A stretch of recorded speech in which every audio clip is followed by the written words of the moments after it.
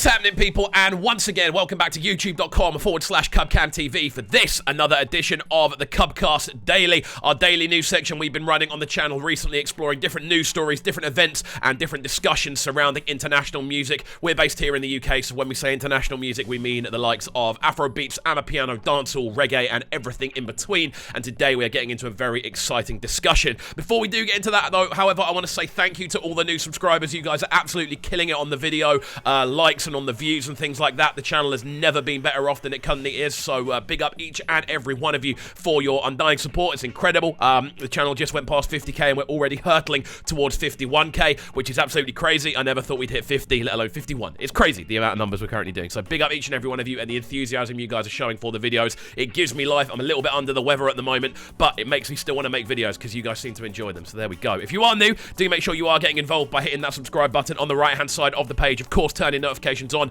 leaving a like, leaving a comment, and all of that good stuff. But today we are talking about award ceremonies. We are talking about the MTV Europe Awards that are being held in Dusseldorf this year.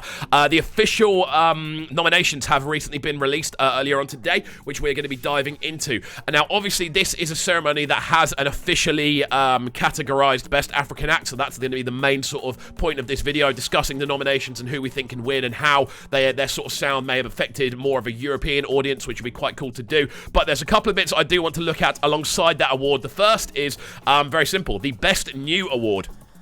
We see some interesting nominations in here. Baby Keem, Dove Cameron, Gale, 17, Steven Sanchez, and we also see Thames nominated in this category. Now, I find this a little bit surprising considering that Thames, I wouldn't class her as a newcomer anymore. Maybe in 2021 that could still just about fly, but she's been on top now for a couple of years. Like, she's been one of the most celebrated female artists worldwide for a couple of years now. I feel it's almost a little bit disrespectful to put her into that new bracket, but I'm assuming there's a reason why. It might be backlogged by a year and a half, perhaps. I'm not too sure, but it's interesting nonetheless. Another one I did want to check out, just because I feel hip-hop is such a global genre. We do see Drake, Future, Jack Harlow, Kendrick Lamar, Lil Baby, Megan Thee Stallion, and Nicki Minaj all nominated in the Best Hip-Hop category. Again, all pretty much stalwarts of the sound at this time. They're all people that have been involved for a hot minute. Jack Harlow, probably the most recent addition next to Lil Baby on there, but an interesting selection. It'll be very key. I'll be keen to see who actually takes home the award on that one. Again, bear in mind this is the MTV EMA, so these are the Europe Awards.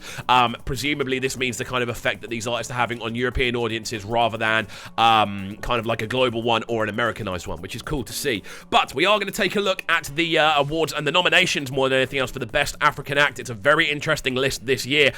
We've previously seen the likes of BURNA Boy, Wizkid, Diamond Platnumz, 2Baba, Master KG, Tiwa Savage, Davido, Salty Soul, and LCNVL win this award. So it's a very kind of, I want to say, top-tier list of people that have been taking this award back each and every year. It's not necessarily thrown out lightly, but this is an award that has been shared around the continent to a fair few places. Primarily Nigerian winners, but we have obviously seen South African winners in there. Kenyan, obviously, with Salty Soul, and then, of course, with Diamond Platnumz Tanzania as well, which makes this year's listing even more exciting, as we do start off with the first nomination, which is, of course, the one and only Black Sherif.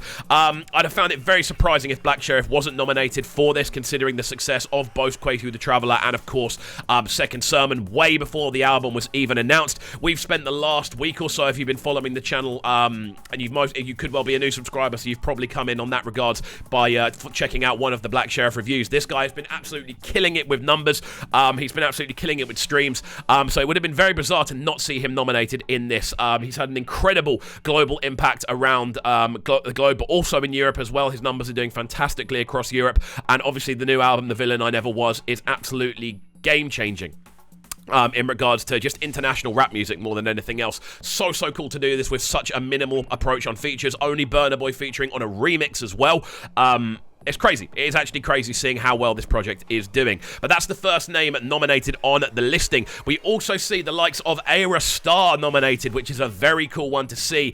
Again, if you follow this channel, it'll be no surprise that I'm a massive fan of Ayra Starr. She's been on the channel before. We've interviewed her. She's also reacted to some of our reactions before, so it's a really cool thing to see that she has been nominated because I'm a massive fan. Obviously, this year she's had huge collaborations with Magix, with Mavins. I think the video for Felony dropped with CK as well this year. Obviously, Rush is the new single, which is doing absolute bits. She's had a wicked collaboration with Loj as well. I can't remember the name of that one, but that was a really cool kind of different take on Afrobeats as a collaboration, which was really cool to see. And obviously, her Colours session was spectacular. All of this alongside a wicked US tour as well. So Ava has had a fantastic year in regards to growing her global fan base, and in turn growing her UK fan base and her European fan base as well. I know she's got a really good responsive fan base here in the UK. Alongside this, of course, we see the one and only Burna Boy nominated. It's the year of Love the Meanie, the year of the Madison Square Garden sellout tour, and also the year of TV appearances by the shed load for Burna Boy, who has been absolutely killing it in so many different ways. Love the Meanie is, so far, the biggest album of the year. I wouldn't necessarily say best just yet, but there's no doubt this album covers 4 continents. This is the most kind of globally reaching album on this listing.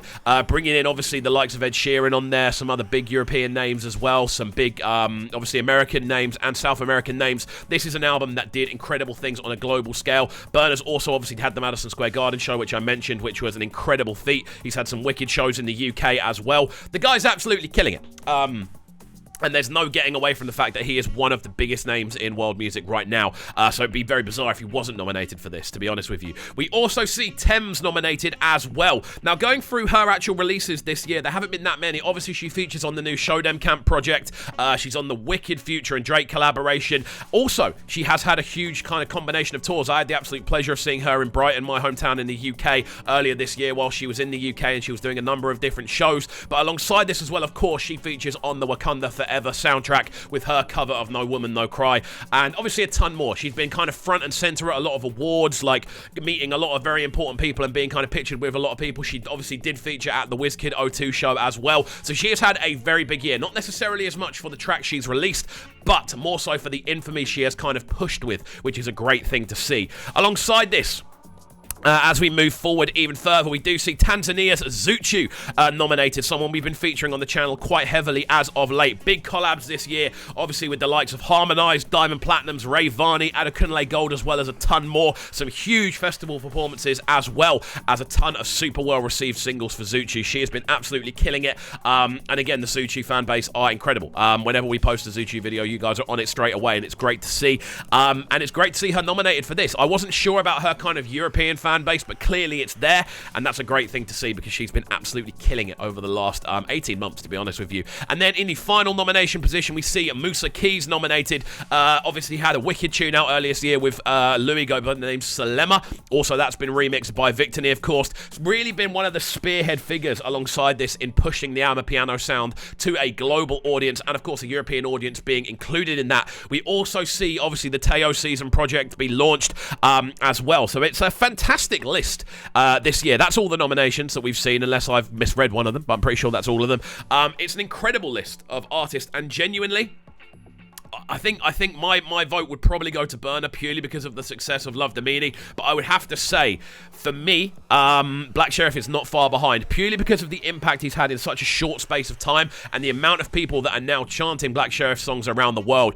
It's an incredible thing, and I think this is such a cool thing to see that he's been nominated so quickly, either side of the album launch as well. So there we go. The MTV EMA Music Awards in Dusseldorf this year. We'll keep you up to date with who actually wins, and I'm sure we'll put together another vlog about the winners when that does land. But there we go, guys. Let me know your thoughts on the nominations in the comment section down below.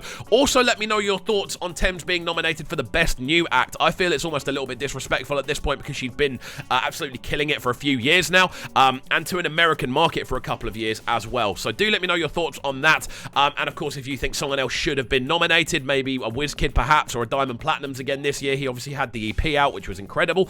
But let me know if there are any other artists you feel should have been nominated in this space. And of course, if you are new to the channel, do make sure you are getting involved by hitting that subscribe button on the right hand side of the page, turning notifications on, of course, leaving a like, leaving a comment, and all of that good stuff. And we shall see you all next time. Peace.